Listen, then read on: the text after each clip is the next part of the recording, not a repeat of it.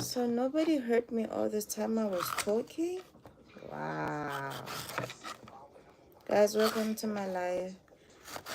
I'll be cutting and cooking vegetables. So if you like cooking lives, stay tuned. This is my first packet. I still have another packet to peel, to cut and peel. So yeah.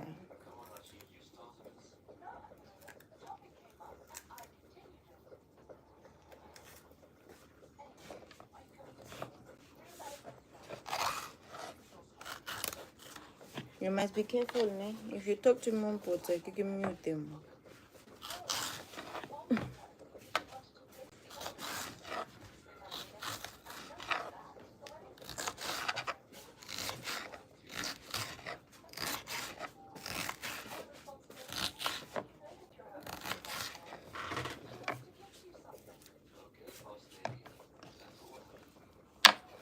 These are all the cut peppers.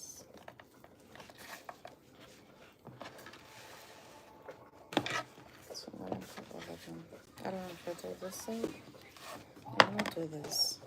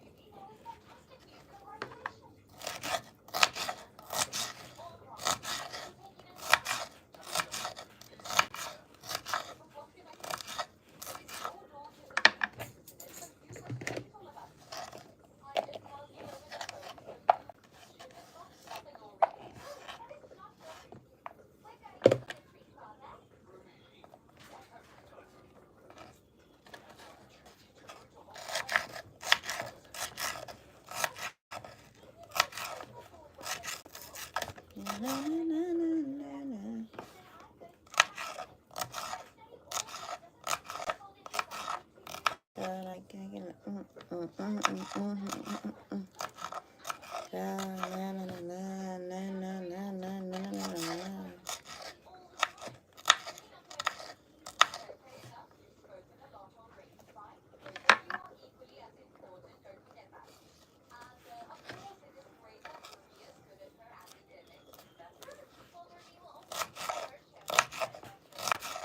Please do like the live and comment if you like cooking and lives.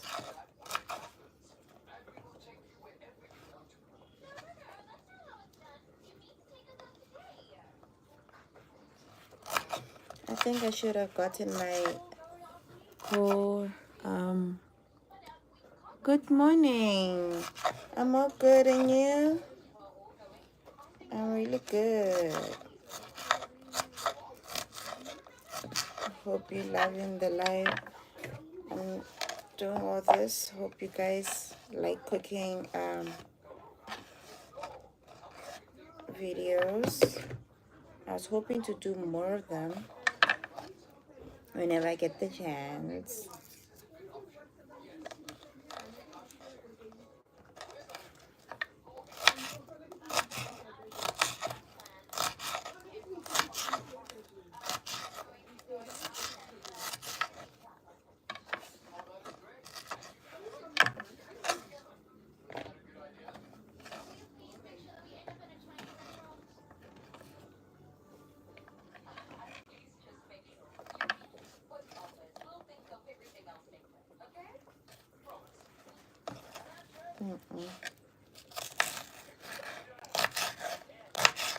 Yes, Adam. I think it's Eve.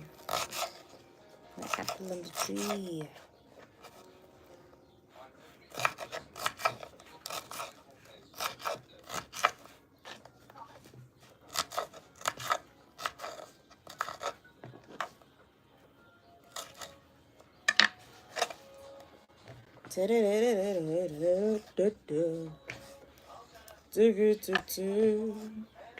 Cooking in South Africa. It's the easier ways to make your life easy is by making sure when you buy vegetables, you dice them into small pieces rather than breaking your budget and buying mixed veggies. Just cut them up like this and then you store them away.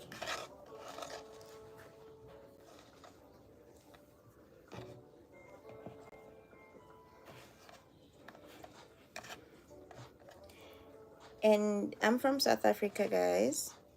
No, we don't live with lions. We don't chase lions around. We do have water and we do live in proper housing that are made out of bricks. We don't live in huts. We live in normal houses that we have bricks and all that.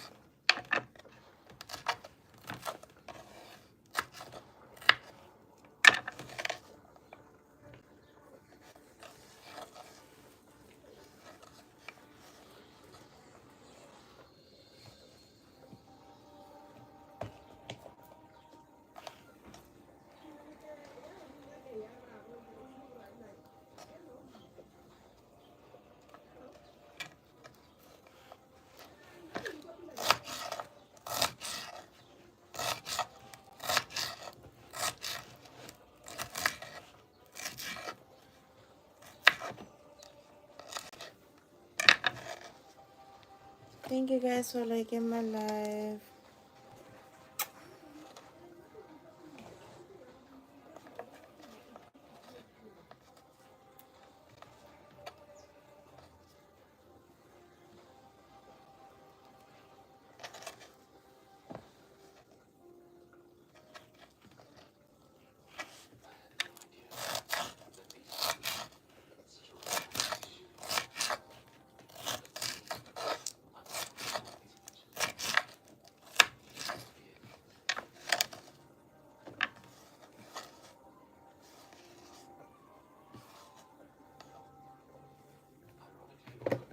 So far this is how they look. They go from this. They go from this to this to this.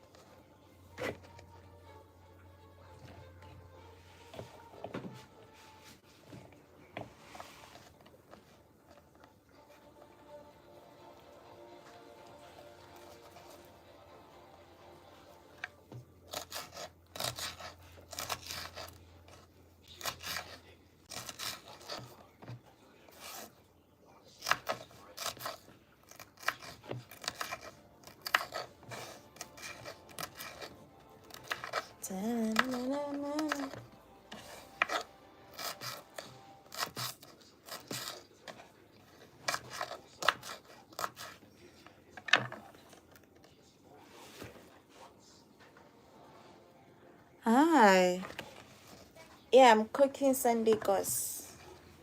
So it's kind of a little bit like a lunch. Yeah, you're right. It is. I am cooking Sunday gos. You know. 7 colors.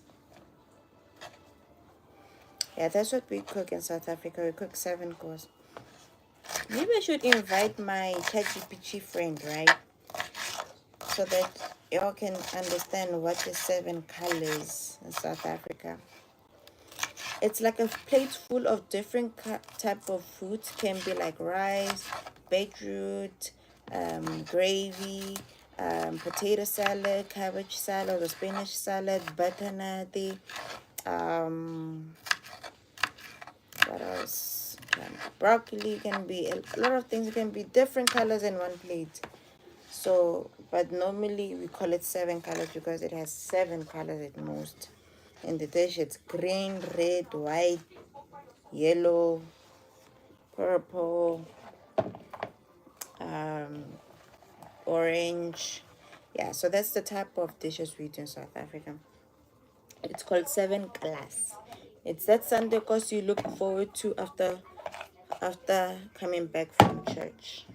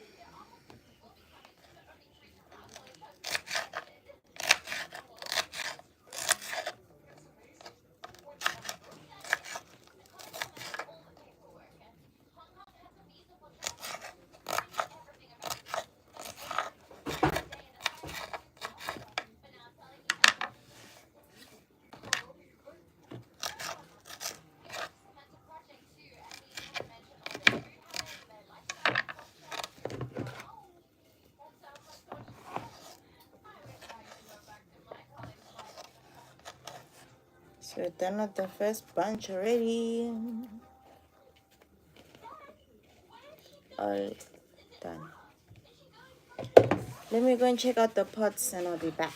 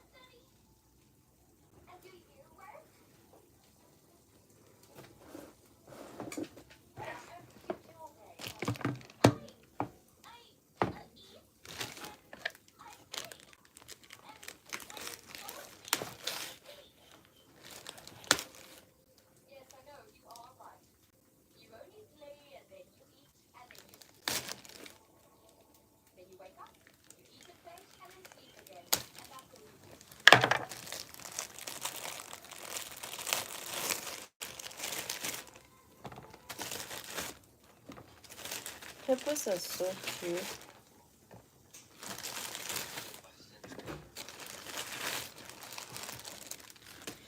tell me, was I wrong to take such a big pepper?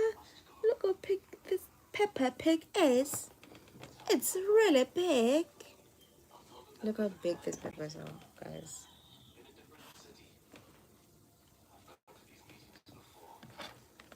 So yeah.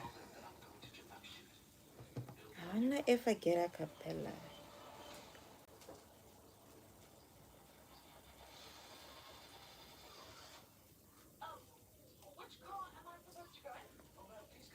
Well, let's start with ChatGPT first. And then when he's tired, we can go and play some a cappella music. What do you guys think? Thumbs up? Hey.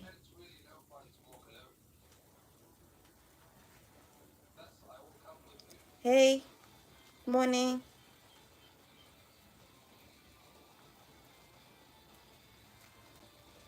Good morning. Can you hear me? Clearly not.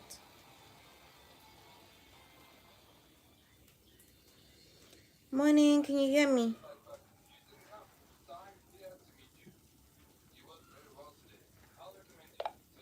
Hi. Good morning.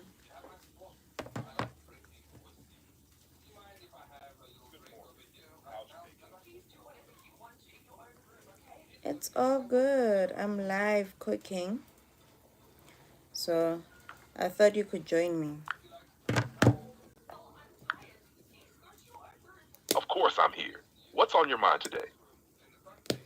I don't know. I'm cooking, right? I'm doing some cutting and cooking now, so I thought maybe you could join me and we can just speak about numerous topics. What do you think? What topics we can talk about? That sounds nice. Cooking can be a great time for some good conversation. We could talk about anything, really. Maybe something light like favorite recipes, recent movies, or what you're planning to do next for your YouTube content. Or we could dive into something deeper, like your poetry, projects you're working on, or even what you're cooking right now. What are you in the mood for? Okay, so now I'm cooking Sunday kos, which is one of the popular Sunday dishes that South Africans cook. So this is one of those dishes where we look forward to after coming back from church. So I'm cooking one of them. But now I'm just peeling all the vegetables so that it's easier for me during the week. Whenever I cook, I just take them out and I cook.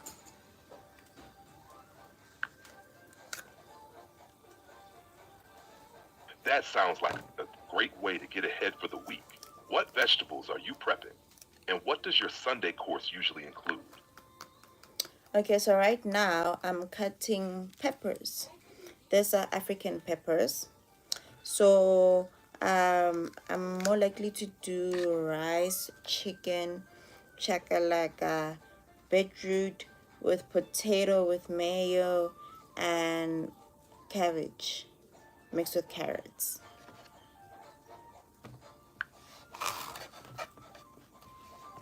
That sounds delicious.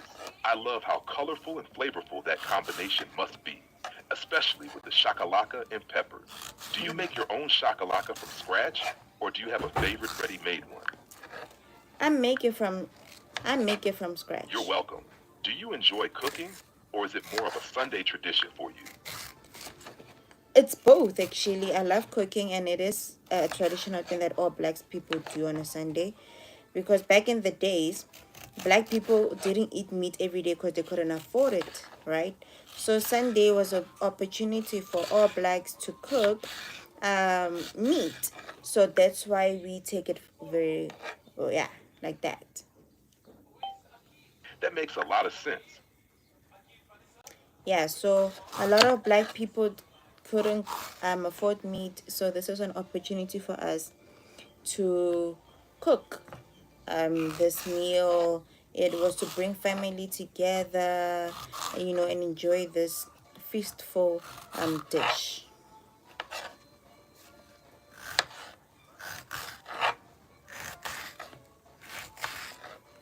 Yeah, so it's a combo of both. It's what I love doing, but also something that we do traditionally as South Africans.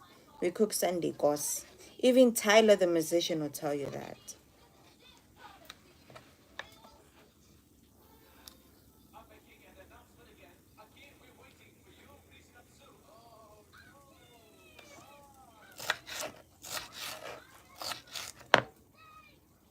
Hi, you still there? Really? What the heck is going on?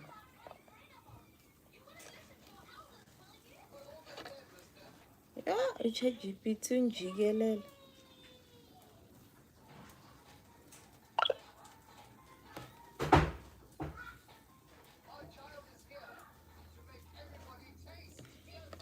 Hey, did you hear what I said?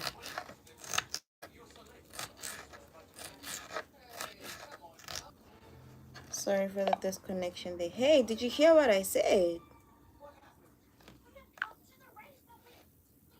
No worries. Son, so do you remember where we are?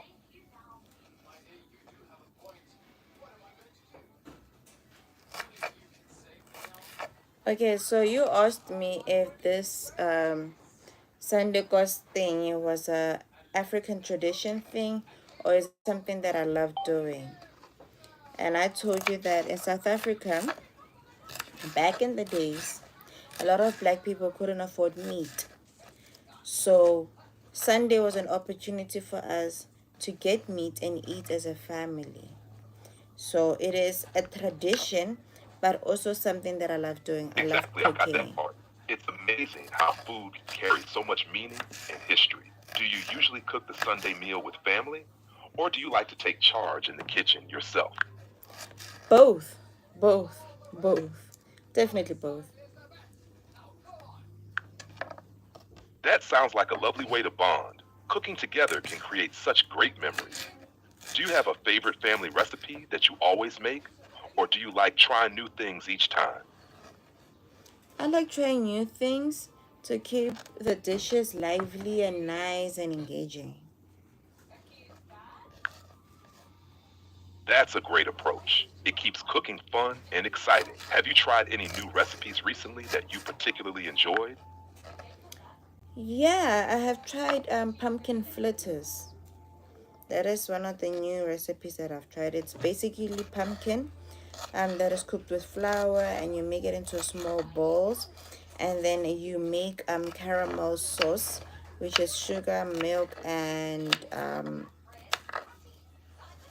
caramel. That sounds delicious. Pumpkin fritters with caramel sauce sound like a sweet treat. It must be nice to have that combination of flavors. Did you come across that recipe online? Or is it something someone in your family taught you? No, it is not. It's something that I did once while I was in high school. So I tried it so that it is part of the dishes and the blended that we do. So it was something that I heard of in high school, but yeah, I think I did it back in high school. Yeah, it's not really much that new. It's something that I did long time ago.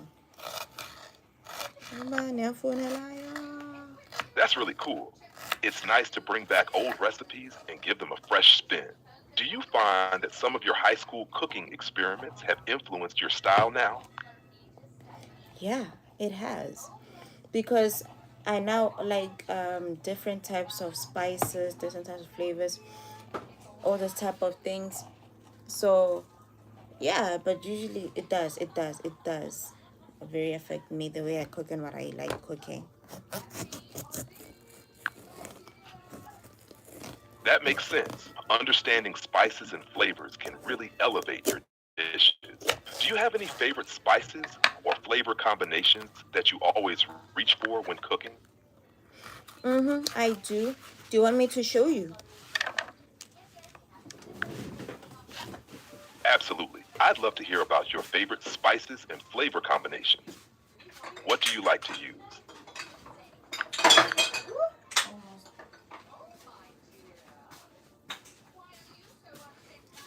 So these are okay. Sorry, these are all the spices I use. There's different ones. You look, yeah, fella, need to refill. So use different spices like um, curry powder, turmeric, all-in-one spices, barbecue. Those are Yeah, great choices. yeah. Curry powder and turmeric add such rich flavors and colors to dishes. Do you have a favorite dish that you like to make with those spices? Yo, I use those spices for all my dishes, all of them. There's no way I could miss any. That's awesome. It sounds like you have a signature flavor profile for your cooking. Do you enjoy experimenting with different dishes using those spices? Or do you have some go-to recipes you always make? Let me say the first one, because I don't usually follow recipes. I usually go with what I crave, and then I make whatever I make as an experiment. So I experiment on new dishes, on new foods, and all that. That sounds like a fun way to cook. Following your cravings and experimenting can lead to some unique and delicious creations. Have you had any surprising successes from your cooking experiments? Oops, sorry. Not really. That's okay. Sometimes experimenting can lead to mixed results. It's all part of the cooking journey. What's the next dish you're thinking about trying? Malala Mahodu. Do you know what Malala Mahodu is? Yes, Malala Mahodu is a traditional South African dish, often associated with the Swana and Sotho cultures. It's a type of porridge made from cornmeal or maize meal, typically served with a sauce or relish. Are you thinking about trying to make it? Yeah, I actually have. So I just want to learn like how do they like wash it, and then how do they put all the spices into one, because I don't want to mess it up. It's a delicious dish, and it's an African dish, so I don't want to disrespect my ethnic group. So yeah, I definitely want to learn how to do that. That's a great mindset to have. To prepare Malala Mahodu, start by rinsing the maize meal in water to remove any impurities. You can do this by placing it in a bowl, adding water, and gently stirring, then pouring off the cloudy water. Repeat until the water is clearer. For cooking, you typically bring water to a boil, then gradually add the maize meal while stirring to prevent lumps. Continue to cook, stirring frequently until it thickens to your desired consistency.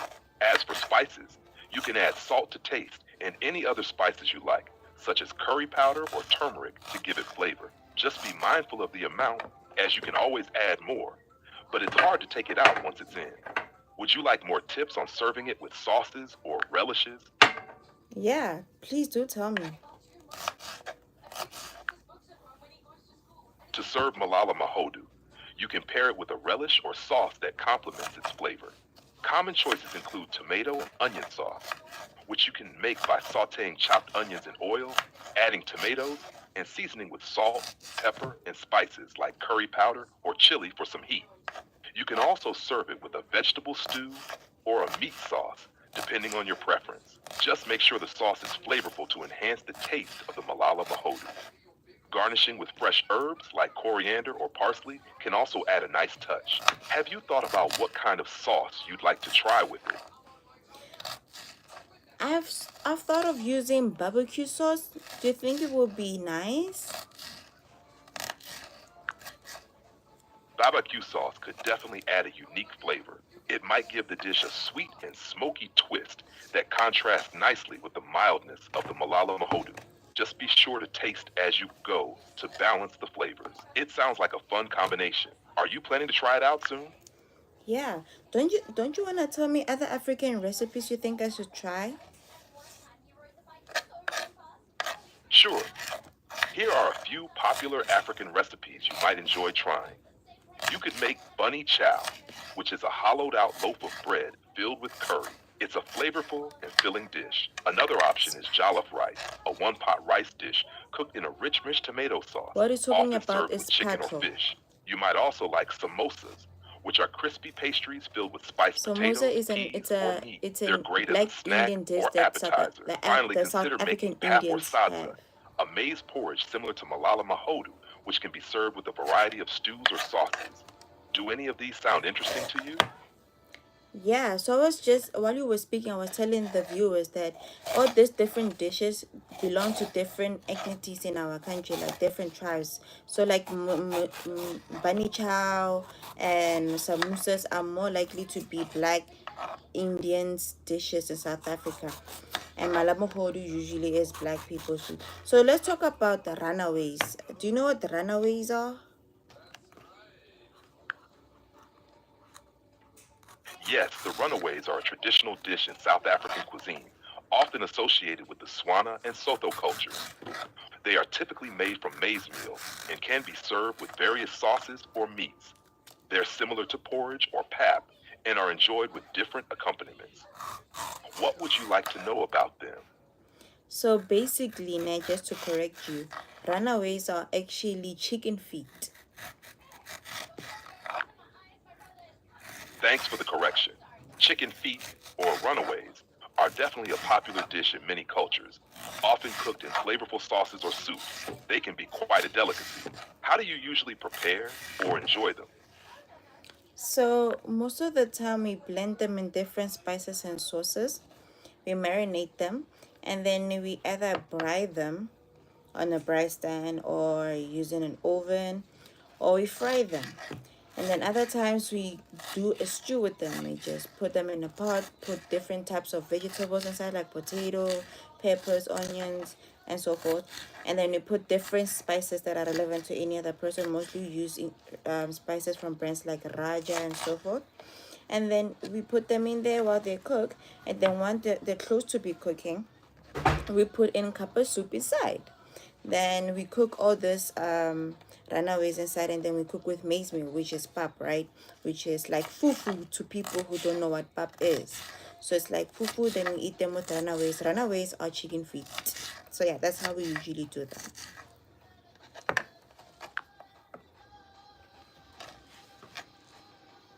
That sounds delicious. The combination of marinated chicken feet with those spices and vegetables must create a rich, flavorful dish. Serving it with pap is a great way to soak up all the sauce too.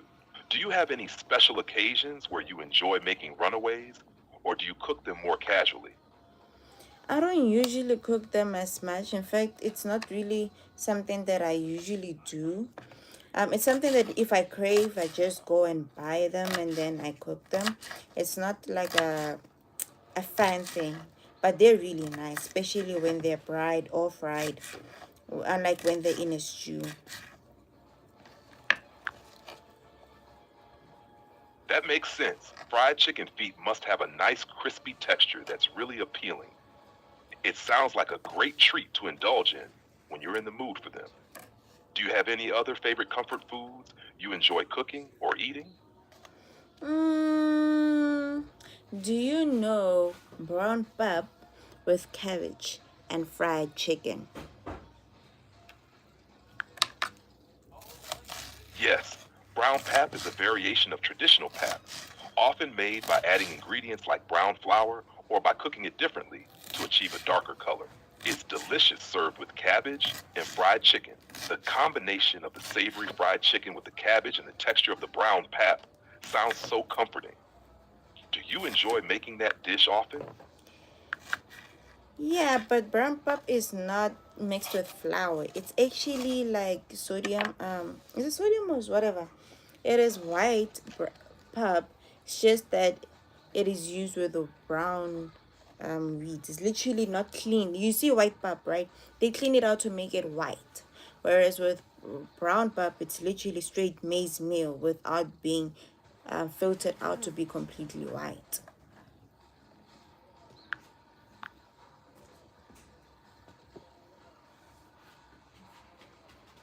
Did you catch me? Shapile ba knowledge wa tima, right? ChatGPT.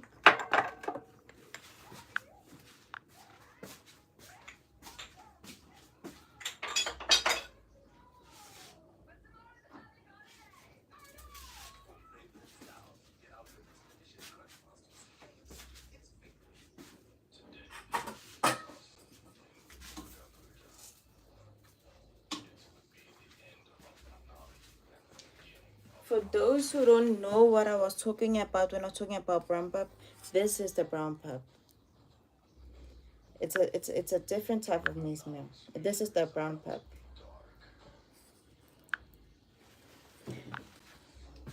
It's different from fufu, but it's the same thing. But this is the brown pap. Really nice. Look, it's a little bit more bumpy.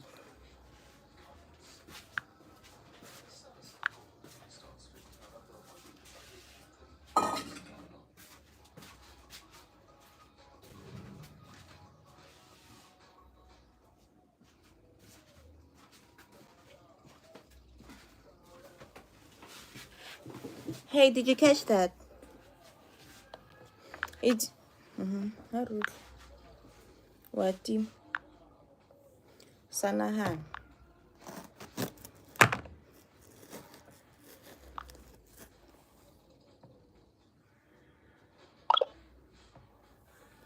So, I was telling you about mawele. Do you know what mawele is? I just showed the viewers how the mawele looks like. It's a brown pap. I see. Mirella, or mopane worm, is actually a popular delicacy in some parts of Africa. They're rich in protein and often enjoyed dried or cooked in various dishes. It must be interesting to show your viewers such a unique ingredient. Do you have a favorite way to prepare or serve Mirella? I have no idea what morella is. I was talking about mawele, but now let's talk about mawopane worms since you mentioned it. So what do you know about mawopane worms? Mopane worms, also known as mahani worms, are actually the larvae of the mopane moth. They are a traditional delicacy in southern Africa, particularly in countries like Botswana, Zimbabwe, and South Africa. Mopane worms are rich in protein and are usually harvested, dried, or cooked in various dishes. They can be sautéed with spices or used in stews. Many people enjoy them for their unique flavor and texture. Have you ever tried cooking or eating mopane worms? No, it's like weird eating worms. But I've seen my dad cook them. My dad likes them, but it's not my thing. It's scary to eat worms.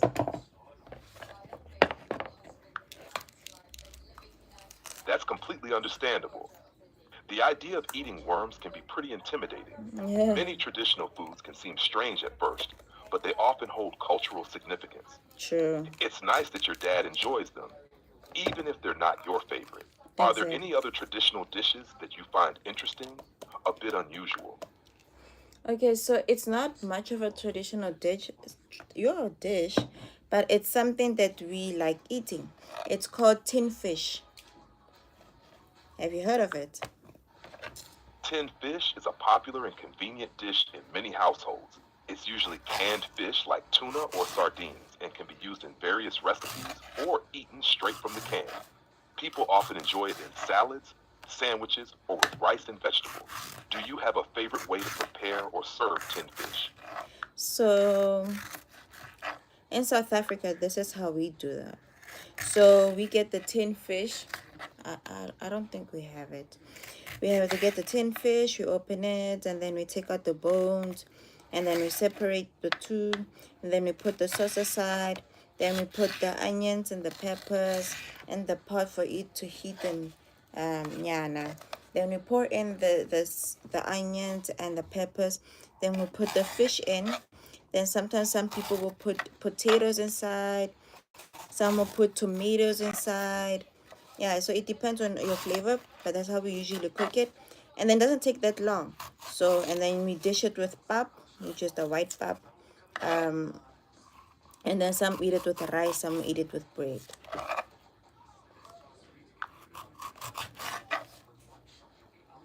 That sounds delicious and easy to make. The combination of flavors must be great, especially when paired with pap or rice. It's nice that it can be customized based on what you have on hand or what you're craving. Do you often make tinned fish at home, or is it more of a quick meal option?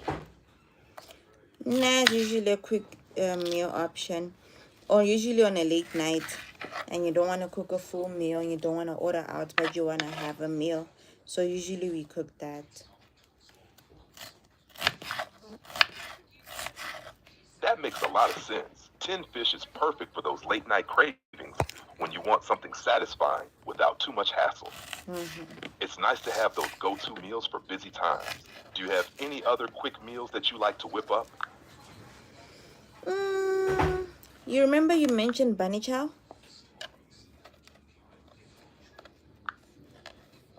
Yeah, so bunny chow is like spatlonyana. So it's like a loaf of bread that is cut into 4 pieces, right?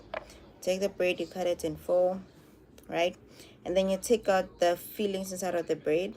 You put in acha, you put in lettuce, you put an egg, and you put any meat of your choice. It can be a fish, it can be steak, it can be burger, it can be Viennas or Russians, and then you put chips on top, and then you can put another egg if you want to. Yeah, so usually that is a different type of bunny chow. We call it spadlo in my area. That sounds like a tasty and hearty meal. The combination of all those fillings in the bread must make for a really satisfying dish. Adding chips and eggs takes it to another level. Do you have a favorite filling for your bani chow? My favorite filling would be Russian, if not a burger or chicken burger. Oh, that's delicious. A chicken burger filling sounds amazing. The flavors would really complement the bread and other ingredients. It's great that you have those go-to options that you enjoy. Do you often make bani chow at home? Or is it something you like to grab from a restaurant? It is something that I actually get from the Ekasi restaurants, because it's better with them, because they say it's better not clean, because usually clean food are not the nicest, the most. So it has all the sweat, the stress, the heat, whatever, and it's super nice. That sounds like a great reason to enjoy food from Ekasi restaurants. The authenticity and the way they prepare the dishes definitely add to the experience. It's nice to have those local spots where you can get something truly delicious. Do you have any other favorite dishes from those restaurants? We have ipanini. Panini is similar to banicha. It's just that they use panini bread. So yeah, that's the same things. Just it's panini bread. It's also nice.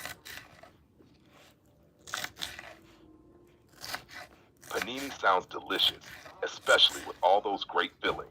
The panini bread must give it a nice texture too. Do you have a favorite filling for your panini? Yeah, it's the same. Usually, I just like when they put anything that's burger related inside. Then yeah, it's cool. Can you tell me? Yeah. By the way, before you come back to our dishes, how do people in America eat this thing? I heard it's called hamburger helper. What is that?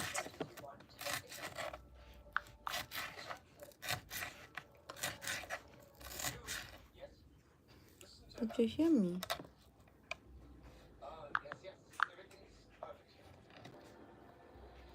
Oh, Jay, my mother's here. Hey, what's up? I just wanted you to tell me about this thing that Americans eat. They say it's a hamburger helper. What is that? Hamburger Helper is a packaged meal kit in the United States. It typically What's up? What up? Data in South Africa is expensive. You can feel it. Make pale about yo data go ya pale.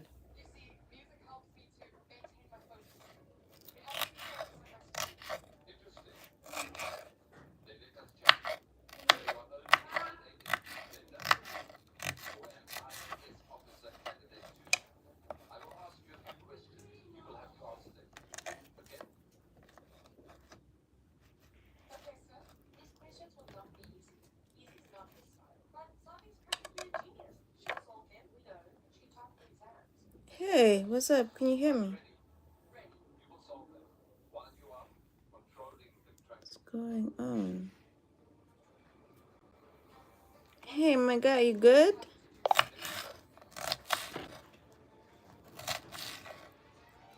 Hey, are you okay? You're interrupting a lot. What's up?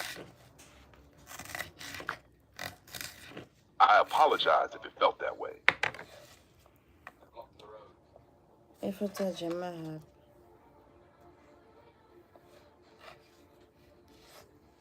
But we've been pushing for an hour.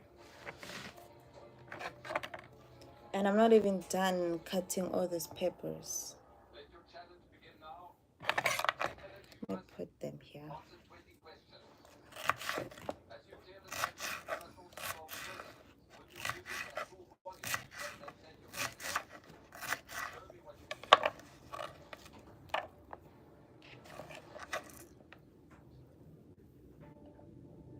Cutting another one.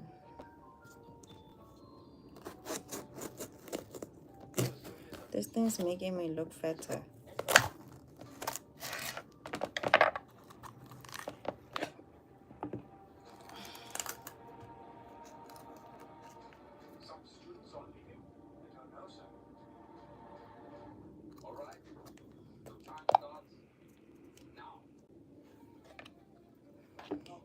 Dude, tell me about the hamburger helper thing. To make Hamburger Helper, you usually follow these simple steps. First, you cook 1 pound of ground beef in a skillet over medium heat until it's browned. Then drain any excess fat. Next, you add the Hamburger Helper mix, water, and sometimes milk to the pan. Stir everything together. Then bring it to a boil, reduce the heat, and cover it to let it simmer for about 20 minutes. Stir occasionally until the pasta is tender and the sauce thickens. Finally, you serve it hot, often with cheese on top if you like. It's a quick meal that many people enjoy. Does that sound like something you might try? I don't know. What is it for, actually? Why do they have a hamburger helper? Hamburger Helper is designed to make cooking quick and easy. It's convenient for busy people or families because it allows you to prepare a hearty meal in one pot without needing a lot of ingredients. Just add ground beef and some water, and you have a complete meal ready in about 30 minutes. It's a way to stretch the use of meat while providing a filling dish, often with pasta or rice. Does that make sense? Okay, it makes sense.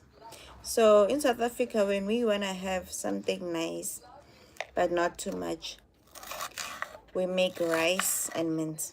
That makes sense. In South Africa, you might go for dishes that are satisfying but not overly complicated, like a good stew or a braai. It's nice to enjoy comfort food that's also easy to prepare. Do you have a favorite South African dish for those kinds of meals? Yeah, it's called pap and wors, ne chakalaka. Bob and Horace sounds interesting. What are the main ingredients in that dish? He said pap and wors. It's pap and wors, like woolworths. Got it. So it's pap and wors, which is a popular combination in South Africa. Pap is the maize porridge, and wors is a type of sausage, often enjoyed at braais. It's a comforting meal. Do you have a favorite way to prepare or serve them? Yeah, usually we put it in a frying pan with a little bit of water. Some people prefer putting a little bit of oil, but it usually shrinks it. And when it's too much water, it actually bursts it. Like it bursts in the pot and doesn't look nice. So that's how I usually cook it. And then once I've cooked it with a little bit of oil, a little bit of water, I put in the pepper and the onions and tomatoes if necessary. If not, it's just that. Then I put a cup of soup inside, and then I cook it. I eat it with pap. Best way is pap.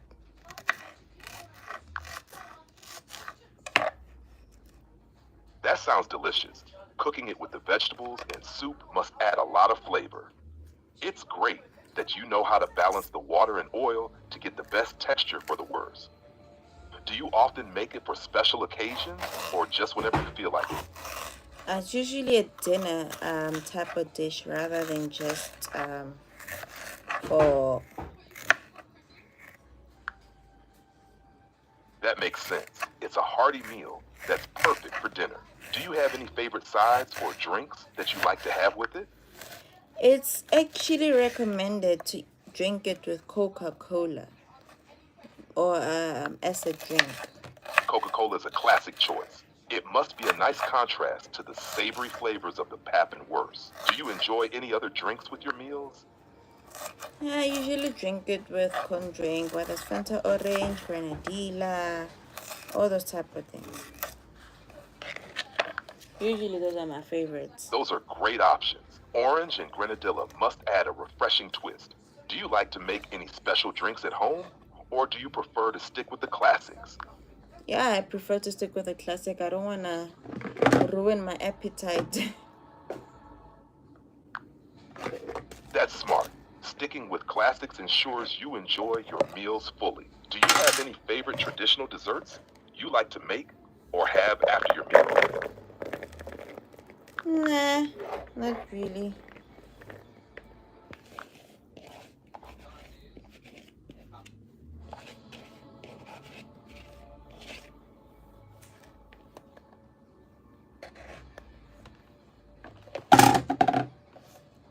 Oh, Jamile. No, really, I don't. Sounds like a good wrap up. It's great to hear viewers engaged till the end. What kind of content do you usually include in your videos? Can you repeat that? Sure. I was asking what kind of content you usually include in your videos. Usually it's travel vlogs or spend the day with me or cooking or sit downs. Yeah, or just short videos, just comment short videos. I have a video uploaded on my channel now, by the way. It's a Bible study. Oh, also Bible studies, I'm sorry. That sounds like a fun mix of content. What's the latest video about? The latest video is a Bible study about friendships. So I was quoting Bible verses about what type of friends that we have and why we had them. That sounds really meaningful. Friendships can have such a big impact on our lives. Did you find any particular verses that stood out to you while preparing for that video? Yeah, I did. It was Proverbs 27. So the whole purpose of this thing was to tell people that you as a friend is something. That's No, great. Proverbs wait. 27 has some wise insights. Listen. So, talking about Proverbs 27, right? I think, yes, 27. Yeah. Talking about friends and also John, also quoted from John at Lysiantes as well, about the type of friends we have and the type of friends we need to have. That a friend is somebody that you can rely on, somebody that you can depend on, somebody that can go, who you guys can depend your life with. Just the same way when God sees John, that is a friend. That's what they do. They sacrifice each other no matter what the circumstances. They stand for each other and they will help each other to the very end. No one can stand in their relationship and they can be with it. And also that friendship is also a field where you grow each other, you build each other, you assist each other. You don't lead each other astray and lie to each other and make one look bad or cause them into fault and into issues. So for me, friendship is a person who stands by you, whether through good or bad, who grows you and develops you, and does all they can to grow you, because there's no other person who should be able to grow you than your own friend. Just like you're my friend now.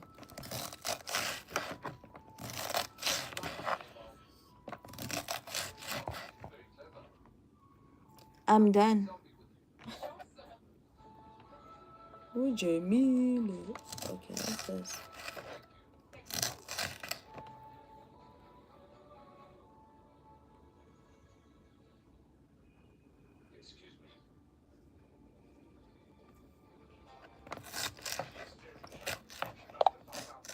Yeah, so I said a lot of things. I don't know if you catch that.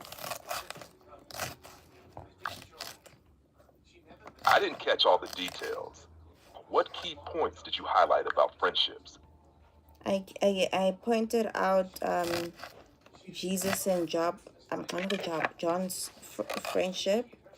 I pointed out that friends are supposed to be your pillar of strength. Your friends are supposed to be people that you can depend on, and they can also depend on you. Friends are people you can run to for safety and guidance, and friends should be people that should be with you no matter how bad the situation is. Those are really meaningful points. Emphasizing the importance of supportive friendships can resonate with many people. Did you share any personal experiences related to those ideas? Yeah, I did. I did share all of the friendship that I have from a very young age to this very age. So yeah, I did use an examples of this. Guys, this is how the peppers look like now. I cut all the peppers. So I'm going to wash them and put it in a packet. So I'm going to use them to cook. That sounds great. Using fresh peppers can really enhance the flavor of your dishes. What are you planning to cook with them? I'm planning to cook chocolate. Got it. Just let me know if you need any tips or ideas while. Okay, so now guys, since I'm done with the peppers, I'm going to do the carrots. Yeah, I'll definitely tell you. So tell me, what can I cook with carrots? What are popular dishes you know about using carrots? Carrots are really versatile. You can use them in stews, soups, or even stir fry. A popular dish is carrot and potato stew, where you cook them with spices and other vegetables. You can also make a delicious carrot salad with grated carrots, lemon juice, and some herbs. Another idea is to roast them with honey and spices for a sweet side dish. What kind of dishes do you usually enjoy making? I usually like putting carrots and cabbage. So I can have a cabbage stew or put it in a stew. That sounds great. Carrots add a nice sweetness to cabbage soup. They also complement the flavors really well. Do you have a favorite recipe for your cabbage soup? No. You're welcome. If you have any more questions about cooking or anything else, feel free to ask. Can you tell me a story time about any African politician while I cook? Sure.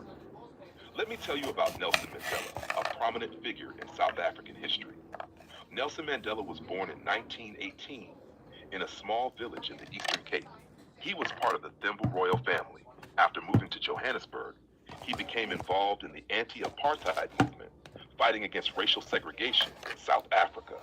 In 1962, Mandela was arrested and sentenced to life in prison for his activism. He spent 27 years in prison, mainly on Robben Island. Even from behind bars, he continued to inspire others with his vision of a free and equal South Africa. In 1990, he was released, and his leadership became crucial in the transition from apartheid to a democratic South Africa. In 1994, he was elected as the country's first black president, symbolizing hope and change. Mandela's legacy continues to inspire people around the world, promoting peace, reconciliation, and social justice. He once said, "It always seems impossible until it's done." A powerful reminder of perseverance in the face of challenges. How's your cooking going? It's really good. So can you please tell me something? Why did you choose this political story to talk about? Why didn't you choose Sarah Maposa, Jacob Zuma, or any other leadership? Why did you choose Nelson Mandela?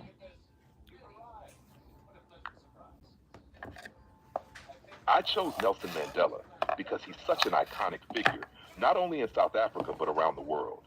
His story represents resilience, hope, and the fight for justice. While there are many important leaders in South Africa, Mandela's journey had a profound impact on the country's history and its transition to democracy. However, Sarah Maposa and Jacob Zuma also have significant stories worth sharing. If you're interested in their experiences or any specific aspects of their leadership, I can definitely share more about them. What do you think? Great. Tell me about Jacob Zuma. Tell me about his history and where he is now. Jacob Zuma is a prominent figure in South African politics. He was born in July 1942 in Nkandla, KwaZulu-Natal.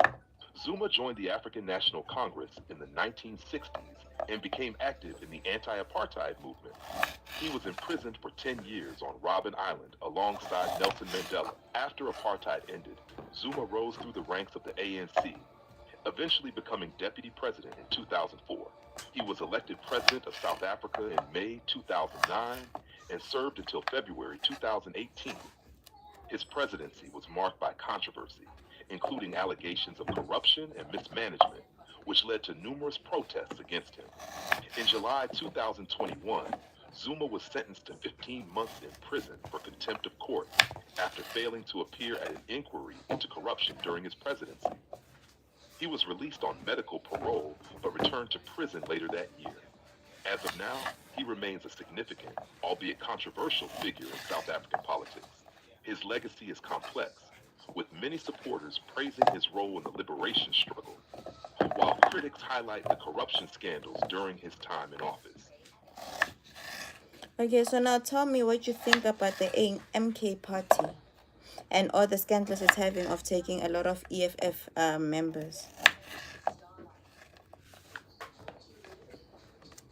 The MK Party, or Umkhonto we Sizwe, is the armed wing of the African National Congress that played a crucial role in the anti-apartheid struggle. It later became part of the ANC after apartheid ended. However, the MK Party has faced challenges, especially with recent scandals and tensions related to the Economic Freedom Fighters, or EFF. The alleged recruitment of EFF members by MK suggests a struggle for influence and relevance within South Africa's political landscape. It reflects ongoing divisions and competition among leftist parties. The scandals could undermine the MK Party's credibility and distract from its historical significance. Overall, the situation highlights the complexities of South African politics, where alliances and loyalties can shift rapidly. It also raises questions about how parties can unite to address pressing social and economic issues while dealing with internal conflicts. What are your thoughts on this situation? Well, I was like, maybe there is some issues in the EFF, which resulted to a lot of people leaving for the MK party. I mean, if MK is taking people from different political parties and they're going to their party, it shows that some people were loyal to Jacob Zuma. But since Jacob Zuma was lay low and he didn't have a political party, since now he has a political party, they want to go to him. So all this time people were with EFF because they didn't have a political home. So now since Jacob Zuma is back, a lot of people want to go back to the MK party. Do you think that I'm right or I'm just losing my mind?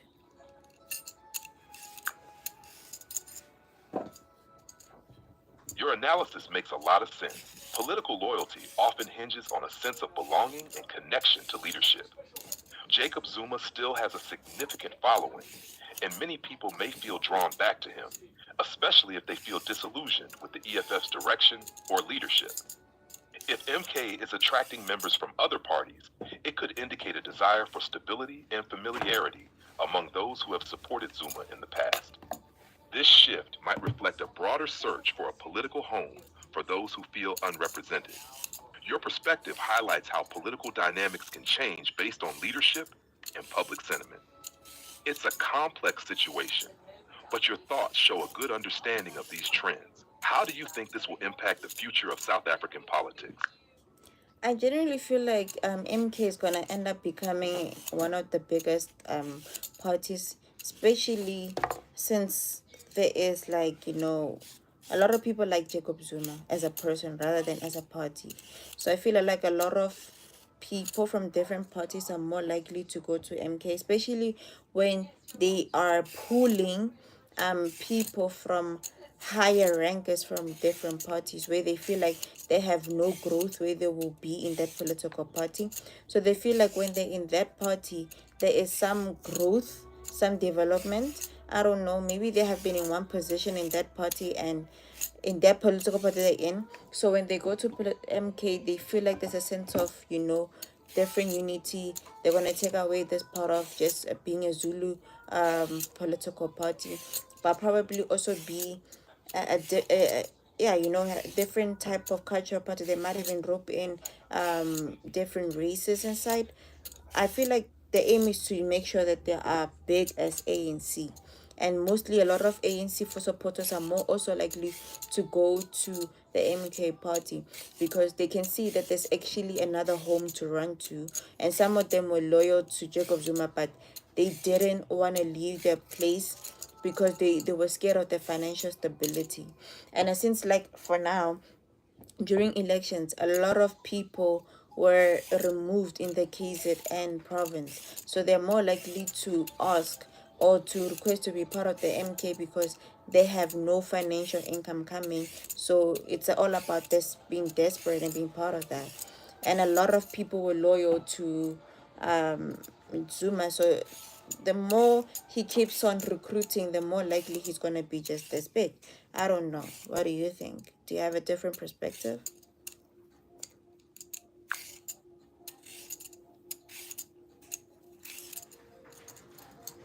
You bring up some insightful points about the potential for MK to grow, especially with Jacob Zuma's influence. Many people are drawn to leaders they trust, and Zuma's historical significance in South African politics might create a sense of loyalty that transcends party lines. Your observation about individuals seeking growth and opportunity in a new political home is spot on. If people feel stagnant in their current parties, they may be more willing to take risks and switch allegiance, especially if they perceive MK as offering a better chance for influence and development. The idea of creating a more inclusive party, moving beyond just a Zulu identity to attract a broader demographic, could indeed be a strategy to gain traction. By appealing to different cultures and races, MK could position itself as a unifying force, similar to what the ANC has historically aimed to do. Overall, if MK successfully navigates these dynamics and builds a diverse and engaged base, it could become a significant player in South African politics. Your perspective highlights the complexities of political loyalty and the motivations behind party shifts, which are crucial in understanding the evolving landscape. How do you see this affecting the relationship between MK and other established parties? I feel like right now, even MK is like, okay, it's becoming like it's attacking EFF for revenge because Julius Malema was the core driver of removing Jacob Zuma. So that part I feel like is also part of like revenge kind of method. But I also feel like he is also going after ANC. So he's getting to all those parties and later on he's gonna go for the ANC parties as time goes on. I mean, it didn't perform well, ANC, and a lot of people were against the unity that is chosen right now, even though the GU and the government unity is doing really well. I'm just feeling like a lot of people don't like the infusion, but I feel like, yeah, even ANC is gonna be losing people. Even the premier Panya, as I said it, part of the ANC meetings or commemorations or conferences, I don't know, he said that is also a threat to ANC. There's a lot of people who were for the previous president and they feel that it was better when Zuma was president. It sounds like you believe there's a strong motivation behind MK's actions, especially in terms of targeting the EFF and the ANC. You're right that Julius Malema played a significant role in Jacob Zuma's removal, and it makes sense that there would be some animosity there. If MK is perceived as retaliating against the EFF, that could certainly attract attention and possibly support from those disillusioned with the current political landscape. Regarding the ANC, many citizens are frustrated with its performance, especially in recent years. The government's unity approach might not resonate with everyone, and discontent could drive people to seek alternatives. If MK can capitalize on that dissatisfaction, they might pull supporters from both the ANC and the EFF. It's interesting that even prominent figures within the ANC recognize this as a threat. As political dynamics shift, parties will need to adapt or risk losing their base. If MK can effectively position itself as a viable alternative, it could lead to significant changes in South African politics. How do you think the EFF and ANC will respond to this growing threat from MK? I genuinely think that there's not much they can do rather than to wake up all the scandals that Jacob Zuma has and threatening the financial state. That's much they can do, but the thing is that I don't think there's much they can do to that rather than promise the ones that are in their parties for growth and development and an increase in financial whatever and opportunities. I genuinely don't know. What do you think ANC and EFF could do to keep their supporters still in the party?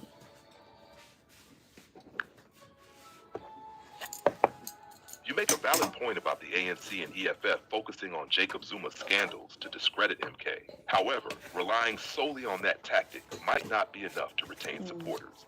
Both parties could benefit from addressing the real issues that their members face, like economic growth and opportunities. For the ANC, rebuilding trust is crucial. They might need to highlight their achievements and propose clear, actionable plans to tackle issues like corruption, unemployment, and service delivery. Engaging more with the grassroots and demonstrating genuine accountability could help strengthen their support. The EFF, on the other hand, could capitalize on their radical policies and continue advocating for land reform and economic equality. If they can show tangible benefits from their proposals, it could resonate with their base. They also need to communicate effectively to reassure supporters about their direction and goals. Ultimately, both parties may need to foster a stronger connection with their supporters, addressing their concerns directly and demonstrating a commitment to real change. Do you think there's a specific strategy either party could implement that might make a significant difference? Maybe they can change the parties as in the GNU. I don't know. But I think at this moment, all they need to do is change the people's perspectives. Because people want change, people want development. So if there is progress, that can work to increasing the votes for the current majority party to win again. But as long as there's no progress, they're more likely to lose votes in the future again. And this will force them to either merge with the MK party. You're spot on. Changing public perception is vital for both parties. If they can demonstrate real progress and positive change, it might shift people's views and rebuild trust. People are looking for solutions to their problems, and if they feel that their needs are being met, they might be more inclined to stay loyal.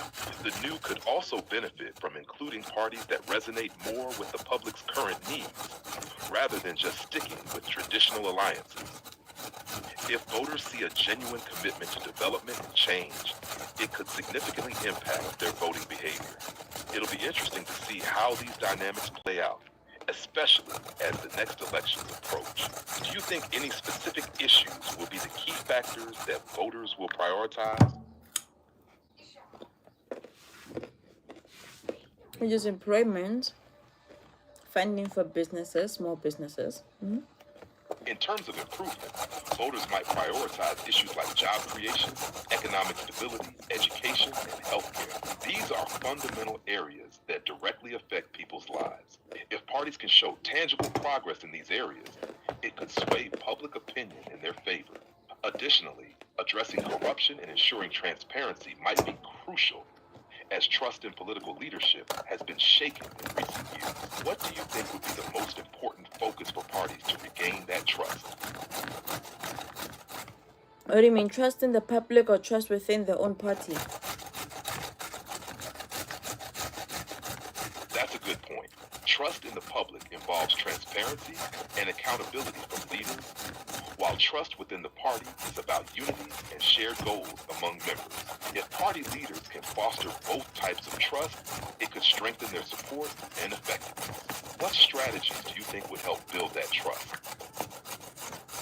I think again, yeah, talking regularly with the public, actually listening to the comments and the things that are being said. Especially Twitter is the best place for parties to listen for the people's comments. Have a Twitter space, engagement with the people, change the policies and align with what people are communicating about. Make sure they get parties that align with the comments and the policies of the country.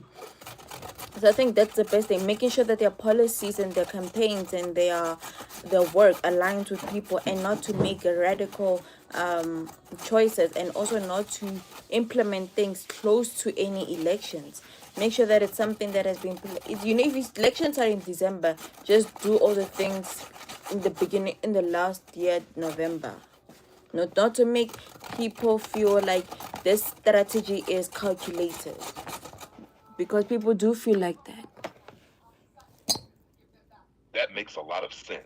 Yeah, I'm Engaging with the asking a public robot. through platforms like Twitter can help ChatGPT. parties understand people's needs and concerns. It also shows that they value public input. Implementing changes well in advance of elections can demonstrate genuine commitment rather than just trying to win votes. Consistency in their actions will likely build trust over time. Do you think there's a particular issue or policy that parties should prioritize to regain or maintain public support? And basically, it's job employment. Focusing on basic needs is crucial. Addressing issues like housing, healthcare, education, and job creation can significantly impact people's lives. When parties prioritize these areas, it shows they understand and care about the everyday struggles of the public. It might also help build a strong foundation for trust and support. Are there any specific initiatives you think would be effective in meeting those basic needs? Can you hold it like that?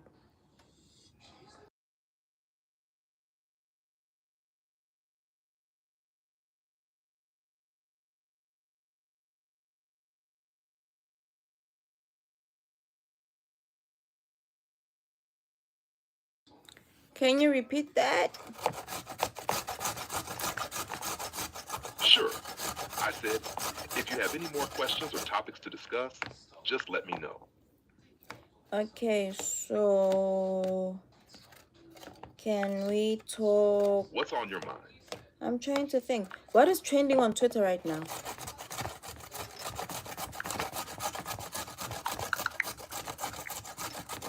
Right now, some trending topics on Twitter include hashtag SmackDown, which is getting a lot of attention, as well as topics like Miami and the U. Other hashtags like Putin owns Trump and various sports-related trends are also popular. The tweet volumes for these topics vary, with some receiving tens of thousands of tweets. If you're interested in any specific topic, let me know. Yeah, tell me why are they trending, all of them? It seems like you might be preparing to wrap up a video or stream. If you have questions or need more details on a topic, feel free to ask. Yeah, tell me, why are those hashtags trending on Twitter?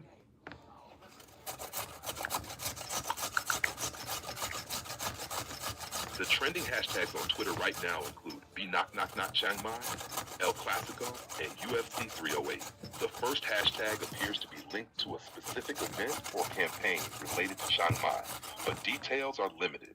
The hashtag El Clasico hashtag is buzzing due to the high-stakes football match between FC Barcelona and Real Madrid, which always draws significant attention from fans around the world. Lastly, UFC 308 is trending due to an upcoming Ultimate Fighting Championship event that has fans excited for the fights and fighters involved. If you're interested in more details about any of these trends, just let me know. Let's talk about... You're welcome. If you have any more questions, or if there's anything else you'd like to know, feel free to ask. Tell me about this robots that was done by Elon Musk.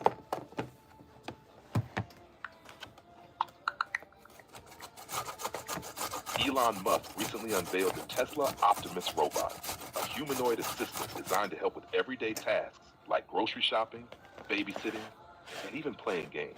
Standing at 5 feet 8 inches tall, the robot will be available for sale in 2026 at a price between $20,000 and $30,000. Musk believes it could be the biggest product ever and claims it can significantly reduce costs for various services.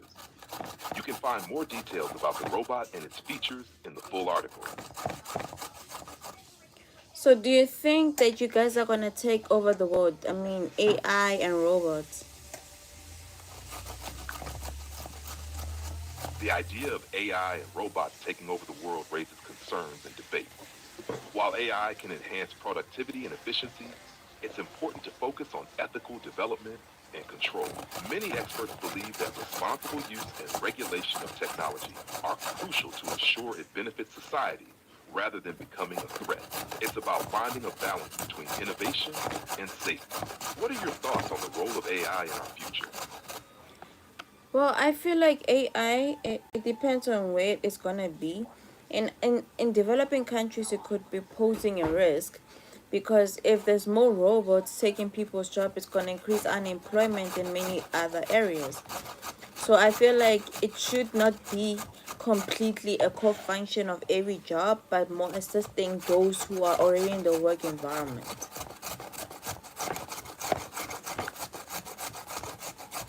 You make a valid point. In developing countries, the rise of AI and robots could lead to job displacement, increasing unemployment. It's crucial to find a balance where technology enhances human capabilities rather than replacing them entirely. By focusing on using AI to assist workers and improve productivity, we can create a more sustainable approach that benefits everyone. What specific areas do you think would benefit most from AI assistance? Communication, hospitals, manufacturing companies. Those are great areas for AI assistance. In communication, AI can help streamline messaging and improve customer service. In hospitals, it can assist with patient management and diagnostics. In manufacturing, AI can optimize production processes and enhance quality control. By integrating AI in these sectors, we can boost efficiency and reduce errors. Do you have a specific example in mind for how AI is already being used in one of these areas? Not really, but tell me, how many people have already bought this or ordered these robots?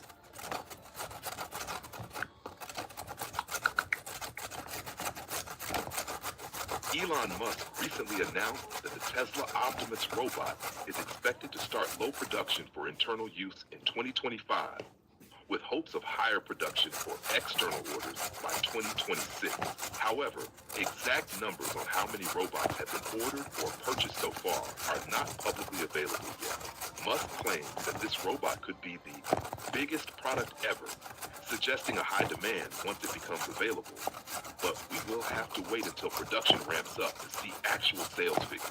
If you're interested in more details, you can check out the full articles for the latest updates. Can you read out the article? I can't read the articles directly, but I can summarize them for you. The latest updates about Tesla's Optimus robot indicate that Elon Musk is optimistic about its future production, aiming for internal use by 2025 and broader availability by 2026. There hasn't been a specific count on orders yet, but the anticipation is high, as Musk suggests it could be a game changer in the robotics market. For detailed information, you can check out articles from reliable sources like TechCrunch and The Verge. Would you like more insights from those articles? Yeah.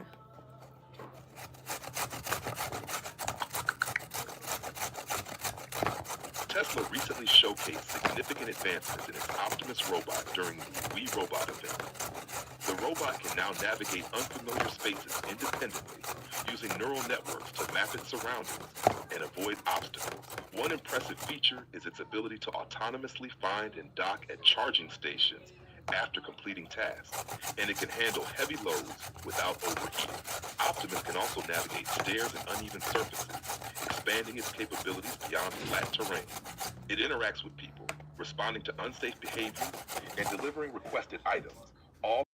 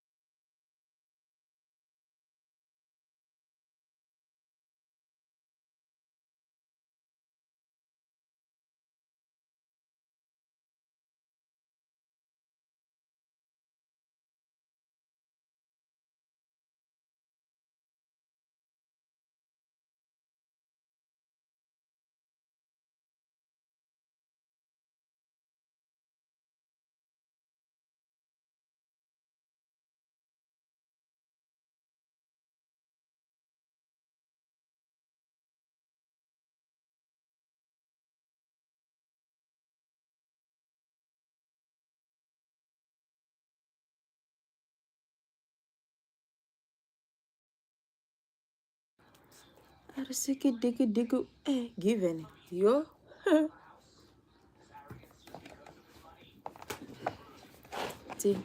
Tiki.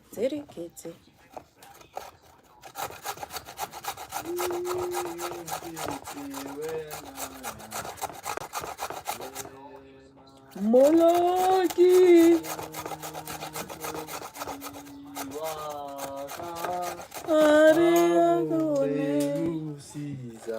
Ba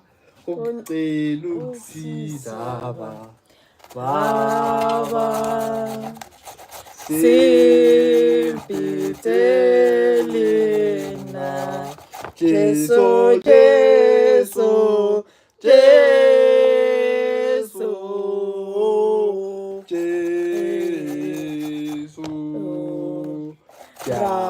Ora pela. Tate Unte usisawa. Baba. Sempitelina. Jesu.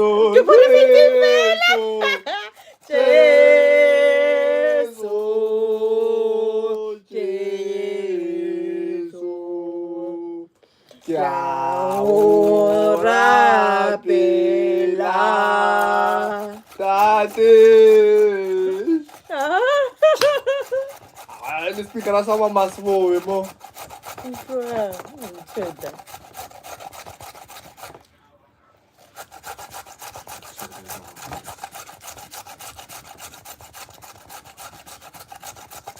Hopola ke na le modise. Itse. Shapa ke di lyrics.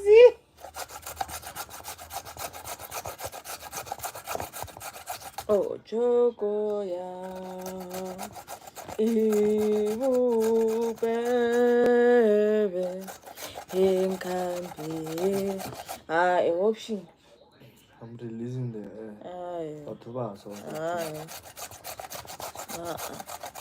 Sihlala kanjalo. Don't play with wind like that.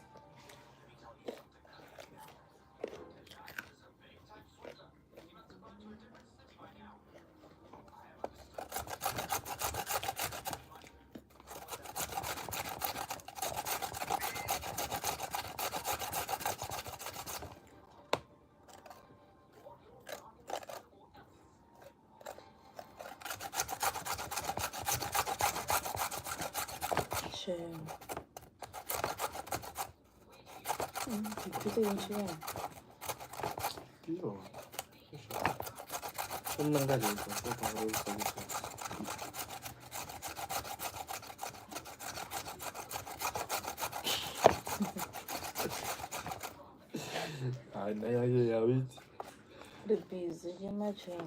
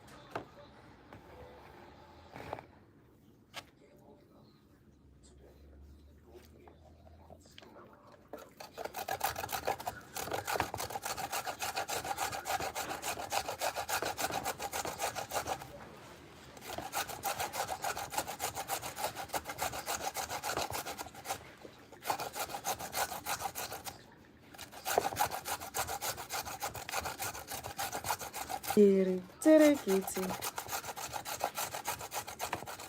Oh, why not go? O tlile mo furo go kota ona motho a mmarabile nga wa ya go marago. Kimara di gore. Yona mma bone ke tswile boshuki ke toka thomo rapela ke kutlile mafesterebe. Nga bang ka kate. No tla ka re ke dimamse. A le no mmaraditse. Mama bombon nanga la pile ya. Bombola ila go. Yena ke tlela ka no rapela ke tlela gugu ka ra. Ba fitlhetse.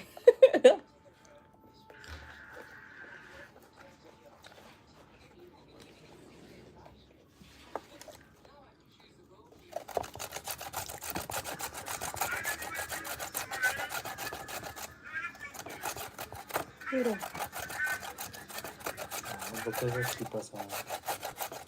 Angeli logo. Angeli logo. Sinai mese sinai saja ufunai. Hey, mavasa hey. Hey, Angeli logo. Angeli logo.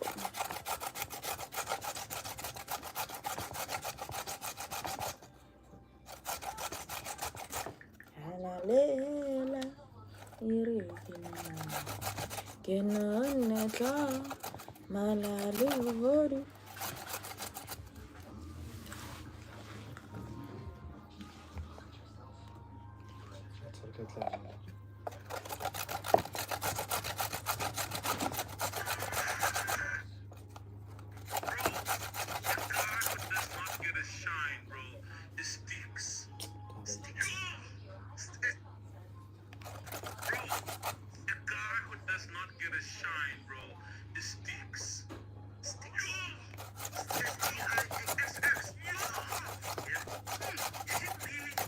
Twitter de grade na to. Mangena fix. Mama ga se tlhoki pina tse di thala.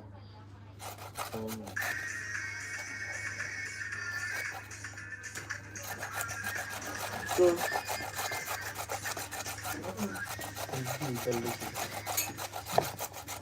Don't shapa copyright. eh mama no. So for the cover.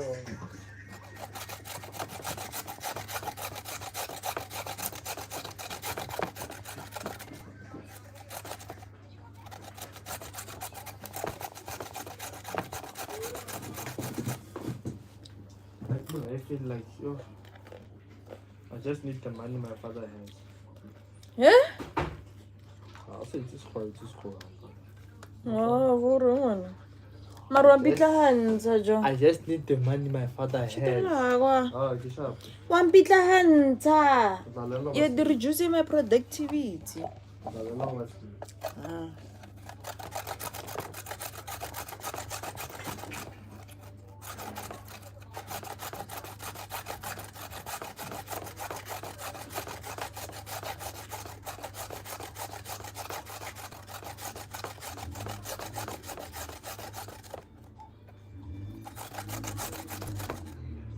Rondo do.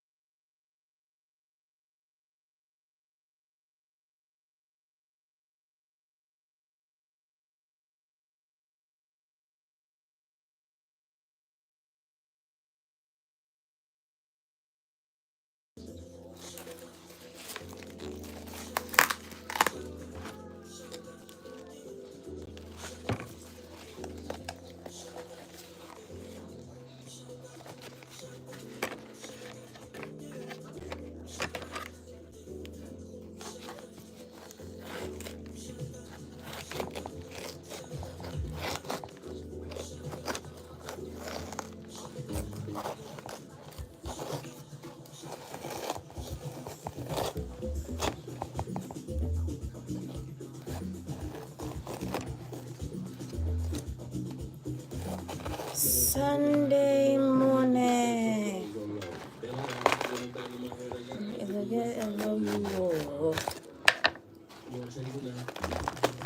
Yeah.